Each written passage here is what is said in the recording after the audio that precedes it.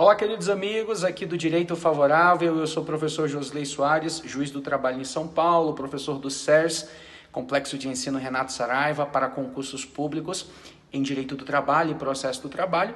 E olha, hoje trago para você uma reflexão sobre o impacto da reforma trabalhista na nossa vida prática e também no campo da nossa preparação para os concursos públicos, evidentemente.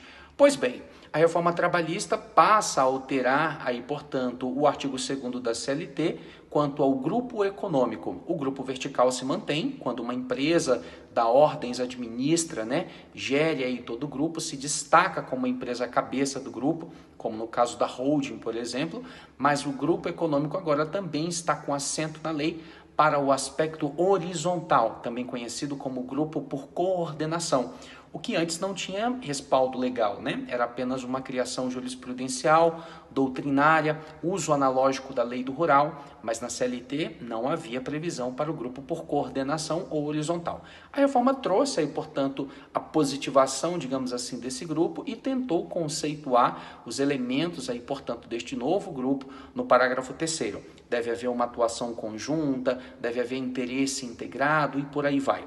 O destaque, contudo, que eu quero fazer neste vídeo não é acerca do conceito do grupo econômico trazido aí com a reforma. Sua casuística vai nos revelar o aperfeiçoamento deste conceito, como todos nós já sabemos, já que o parágrafo 3º da CLT terminou por usar os jurídicos indeterminados. Pois bem, eu quero destacar a partir de agora justamente um outro impacto que já se revela com a chegada desse novo grupo econômico, com essa alteração aí, portanto, do artigo 2º na CLT. É que a súmula 129 do TST ainda está vigente, mas já se desconfia da possibilidade da sua morte, do seu assassinato pela reforma trabalhista, porque ela trazia para o direito do trabalho a responsabilidade solidária dual ou combinada, nas palavras da doutrina, da mais cristalina doutrina, como o ministro Maurício Godinho Delgado, era assim que a gente tratava essa responsabilidade. O que seria essa responsabilidade dual ou combinada? Você se lembra bem, responsabilidade passiva entre as empresas do grupo, para pagamento da dívida trabalhista dos empregados umas das outras, mas também a responsabilidade ativa. Então, se a empresa vai ser chamada para pagar a conta da parceira dela, componente do mesmo grupo, ela quer mandar no empregado dessa empresa parceira dela durante a vigência do contrato deste empregado. Isso era tolerado pela jurisprudência do TST e a súmula 129 nos deixa claro que não há formação de um novo contrato com a outra empresa do grupo quando isso acontece, Salvo se houver um ajuste expresso, diz lá a súmula, efetivamente em sua redação. Essa súmula, contudo, foi criada em cima de uma redação ultrapassada do artigo 2º, que agora foi aí, portanto, atualizada com a reforma. Antes da reforma,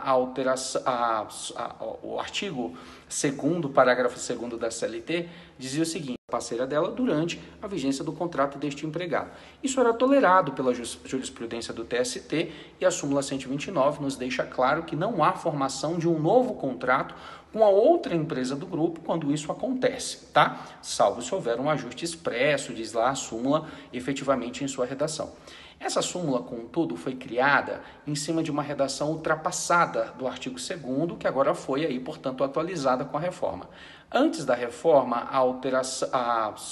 o artigo 2º, parágrafo 2º da CLT, dizia o seguinte: olha, as empresas do grupo são responsáveis solidários para os efeitos da relação de emprego.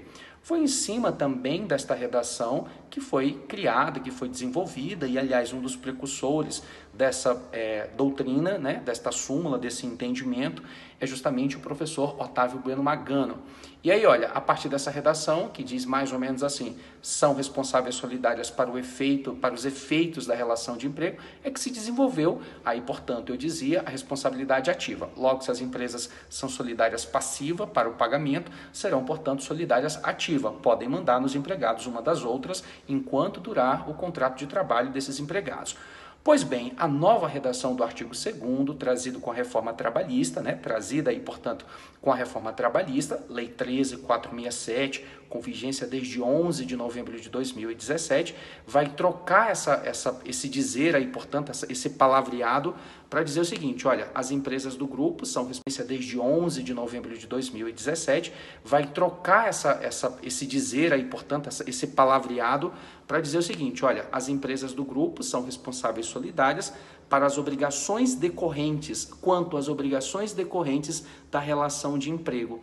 Esta nova redação está dando o que falar entre a doutrina, né, dentre a doutrina aí, no meio doutrinário, no aspecto doutrinário, e já tem vozes no sentido de que a súmula 129 estaria ultrapassada, justamente porque foi criada em cima de uma redação anterior que dispunha a solidariedade para os efeitos da relação de emprego. Então a súmula enxergou, o TST enxergou aí dentro não só a responsabilidade passiva, mas também a responsabilidade ativa. Mas olha, a redação atual dispõe expressamente a responsabilidade entre as empresas solidária, né? Responsabilidade solidária entre as empresas do grupo, para as obrigações decorrentes do contrato de trabalho, dando a entender, segundo essa nova linha de pensamento, que restaria apenas a responsabilidade solidária passiva. Não haveria, portanto, após a reforma, a responsabilidade solidária ativa.